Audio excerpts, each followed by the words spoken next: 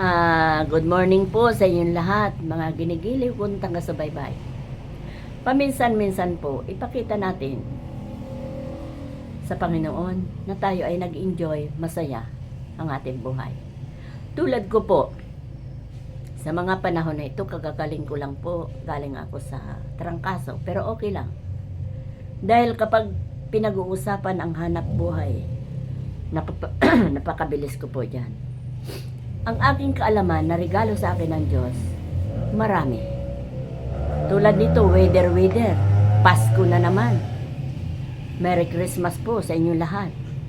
Sana po, more blessing ang matanggap natin ngayon para sa Pasko, para ipakita natin sa mga kabataan na ito ay panahon ng pagmamahalan. Kaya para sa akin po, nakatutok naman ang aking atensyon ngayon na kung paano tayo mabuhay sa marangal na pamaraan. Nag-iisip naman ako, nagagawa ako ng parol upang itinda para pangkabuhayan.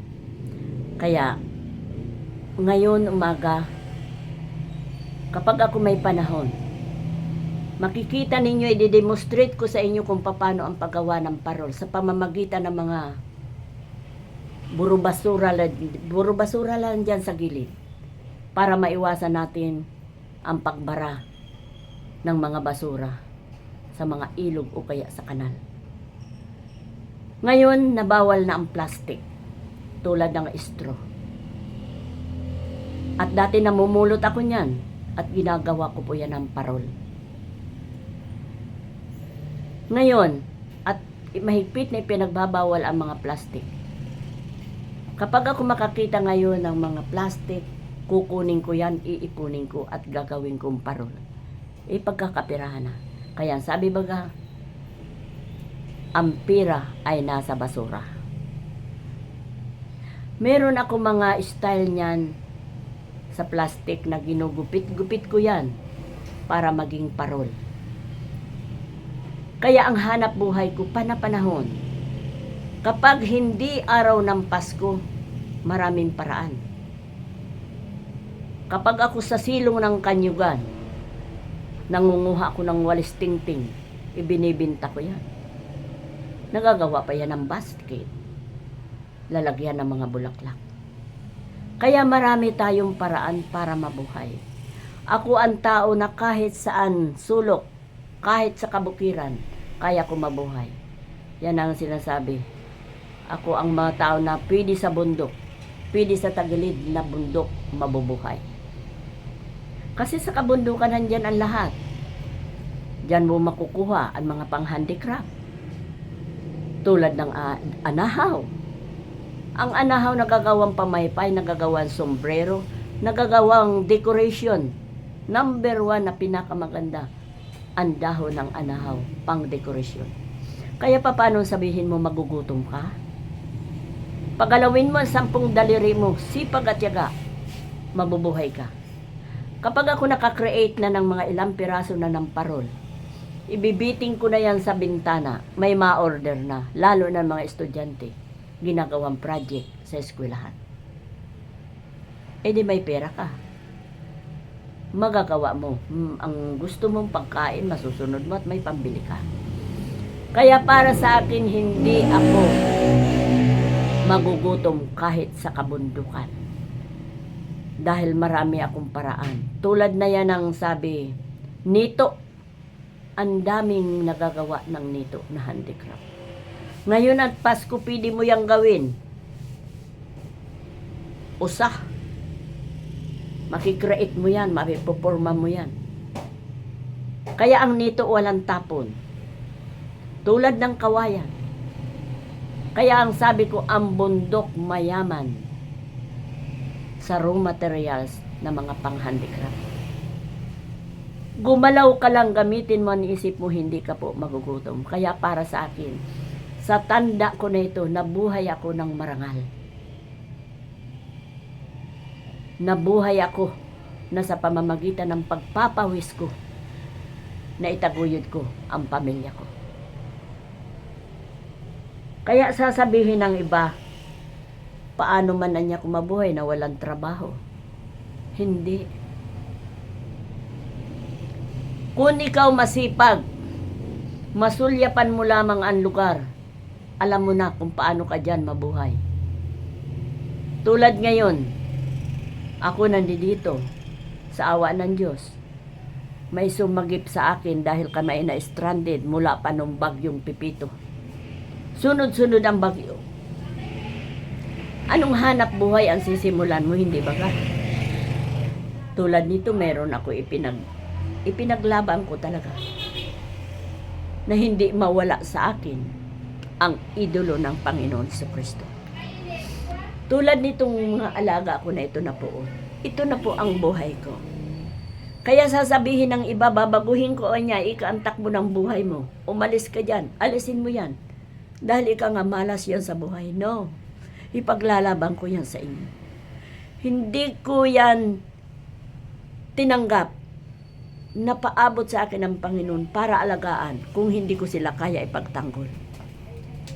At bakit ako may ganyan? Bakit ko ipinagawa ang image na yan? Kaya ko po yan sa inyo. Ipaliwanag bakit. Bakit siya nakahiga? Bakit siya mulat, hindi patay? Dahil ang puon Jesus ng inulid ay patay siya. Kaya sa darating ang araw, isasaysay ko po yan sa inyo. Bagamat rambol ang paliwanag ko ngayon, na pangkabuhayan ang aking topic. Ito lang ang masasabi ko. Kapag kapiling ko sila, malakas ang loob ko, matiwasay ang buhay ko. Sapagkat kapiling ko ang larawan ng aking iniidolo na solo Diyos. Hindi sila sinasamba ko. Bakit para sa akin? Mas mabuti pa ito ang ilagay ko sa altar kaysa mga figura ng walang kabuluhan.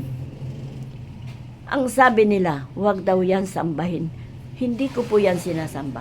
Rinirespeto ko ang larawan ng idolo ko. Ang Panginoong Hesukristo, number 1, ang idolo ko, na siya'y anak ng Diyos, sulong anak, bugtong na anak ng Ama na may likha ng langit at lupa. Kung mayroon Ama sa kalangitan, mayroon anghel na utusan ng Diyos. Kaya ito ang aking mga alaga. Nang dahilan sa kanila, marahil nagkaedad ako ng ganito, sapagkat may utang na loob ako sa kanila. Ngayon sa topic ko na ito, bakit ako may ganito? Kaya ko po yan isa-isa sa inyo. Bakit ako may alaga na ganyan? At ano ang karanasan ko? Bakit ako may ganyan?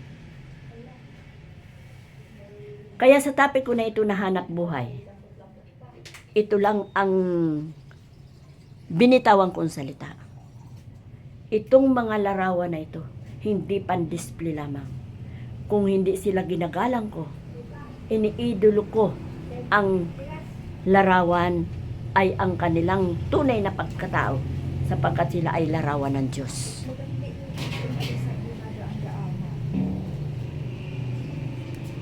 Ginagamit ko sila sa tuwing ako'y magdarasal na direkta sa Panginoon. Sapagkat ang sabi nila, huwag sambahin, huwag magsamba sa mga imahen, huwag magsamba sa Diyos-Diyosan. Para sa akin, hindi yan ang Diyos-Diyosan. Ang mga inanyo ang kabayo o kaya baka, yun ay matatawag na Diyos-Diyosan. Para sa akin, sa pagnilay-nilay ko, sa pagsaliksik ng iba sa Biblia, naririnig ko po yan.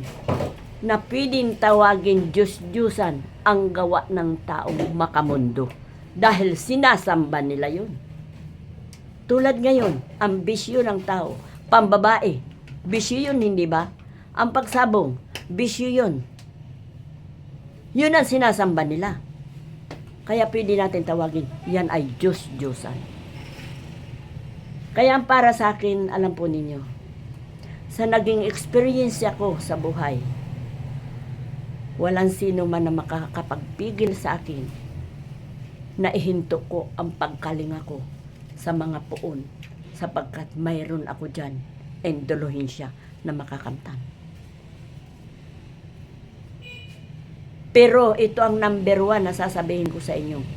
Ang mga tulad nito ay hindi panghanap buhay. Sa pag-obserba ko, marami akong napuntahan na lugar. Na ika nga, doon sa lugar na yun, may ganito, may ganyan. Ako'y nagmamasi. Sapagkat natutuwa ako na mayroon akong kababaro na tulad ko na marunong tumulong sa kapwa na hindi nagpapabayad. Kusang loob na ikaw ay magsiservisyo sa iyong kapwa. Napakasimple. May lumapit sa iyo, may sakit, tinatarangkaso. Anong lunas niyan, di ba? Hilutin mo lang yan ng mga sinaunang gawain.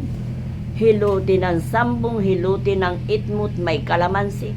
Sigurado, giginhawa ka tulad ko.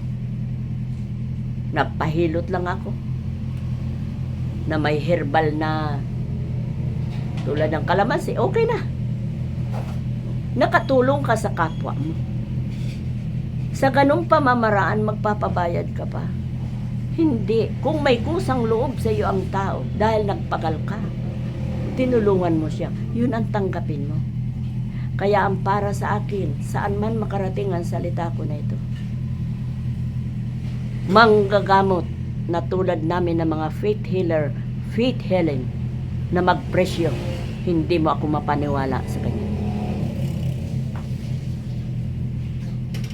Kaya mga minamahal kong taga-subaybay, ang aking talambuhay, napakahaba ng kwento.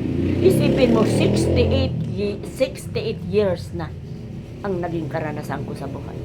Hindi ako mauubusan ng karanasan para ikwento ko sa inyo. Dahil napakarami ng napakakulay na nangyari sa buhay ko. Lalo na tulad nito na paggagamot ko. Na ginagamit ko ang healing ko. Bertud na galing sa Panginoon na ipapasabong sa akin. Yun ang ginagawa ko. Kaya hindi ako pwede magpabayad. Kaya nasabi ko na itong bagay na ito na kinasasadlakan ko sa mga oras na ito ay hindi hanap buhay. Kung hindi ito kinikwento ko sa inyo, paano ako naging ganito? Paano ang naging talambuhay ko? Ngayon, ibabalik ko ang aking kwento para tayo maging masaya. Mayroon tayo 10 daliri, gamitin natin. Mayroon tayong isip, gamitin natin kung paano tayo mabuhay ng marangal. Sa handicraft lang na pinangarap ko na dyan ako umasenso, naputol din. At bakit? Wala po ako itutustos. Wala akong puhunan. Pero kung ako pinagkalooban, napakaganda sana. Baka marahil dyan ako unasenso. Sapagkat pwede ako gumamit ng mga tauhan. Ako ang magtuturo sa kanila kung paano ang paggagawa ng isang handicraft tulad ng made in nito. Marami kang style ang magagawa dyan. Sa pamamaraan ng paggawa ng parol, sa awa ng Diyos may nagmana na sa akin. Isa kong anak, wither din ang trabaho niya. Pag wala siyang trabaho sa planta, nandyan niya sa bahay, nagkukuting-ting ng mga parol. Siguro kung ngayon marahil may nakadisplay na sa kanya ng mga parol. Kaya paano ka hindi mabuhay ng marangal kung gugustuhin mo? Hindi ba ka? Kaya ako nagtiyaga, ako nagsakripisyo, ako hindi ko hinaluan ang kalukuhan para ako mabuhay. Kaya nasisiguro ko na ang ibibigay sa aking gantimpala ni Lord. Napakasaya sapagkat galing sa Kanya ang pagpapagal ko. Hindi ko inabuso ang kakayahan ko na galing sa Kanya. Dahil ang para sa akin, ang bertud na binigay ng Panginoon, hindi ko sinamantala. Ang kusa lang na ipinagkalob niya na power sa akin, tulad ng mga may sakit, sa abot ng aking makakaya sa pamamagitan ng mga herbal na natutunan ko sa magulang ko at naging eksperyensya ko, yan lamang ang ginagamit ko. Kaya, napaka ganda ng ipinagkaloob sa akin ng Panginoon na kasaysayan. Hindi lang ako sumuko na kahit anong pagsubok na napakabigat, inisip ko, Lord, tulungan mo ako. Nasa puso ko ang pananalig ko na hindi mo ako pababayaan. Kaya ngayon umaasa na ako sa darating na ipagkakaloob sa akin ng Panginoon. Hindi ako mabibigo. Kaya sa mensahe ko na ito, narambol na naman dahil sumisiksik sa isipan ko ang mga nakaraan na nangyari sa aking buhay. Kaya maraming salamat sa 8 kong anak. Kanya-kanya man sila talino, may namana sila sa akin. Number 1 na namana nila sa akin, sipag at tiyaga. Tulad ng handicraft,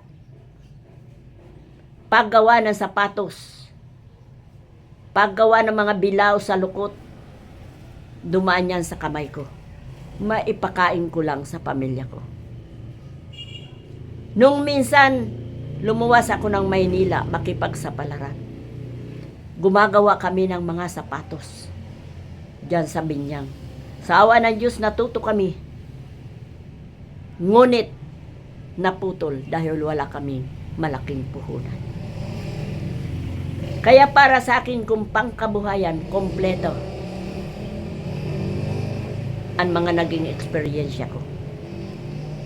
Dahil lahat yan, binaybay ko. Pag ako nakakita ng trabaho na pwede pagkakikitaan, hindi ako titigil hanggat hindi ko yan natututunan. Pag uwi ng bahay, itatry ko yan. Sa awa ng Diyos, natutunan ko. Kaya yan lamang po mga minamahal kong taga-subaybay. Kung kwento lamang ng aking karanasan, hindi kayo mauubusan sapagkat totoo na nangyari sa buhay ko. Sa mga panahon, naging mistulang manglilimos ako, hindi ko po ikinakahiya. At bakit? Ang ikahiya ko kung ako lumabag sa idahi yung hinahawakan ko. Mahihiya ako kung ako magnakaw, manloko ng aking kapwa, mang-apak ng aking kapwa. Yun ang dapat kong ikahiya dahil may mata na nagsusubaybay sa akin. Ang Diyos laging gising, araw at gabi. Kaya sa umagang ito, mga minamahal kong taga-subaybay, maraming salamat sa pagtsatsaga ninyo. Panoorin ang aking mga videos. Hindi po kayo kukulangin sa naging karanasan ko sa buhay. Kaya magandang umaga po at maraming salamat sa panonood ninyo. Si Lola Sara po ito.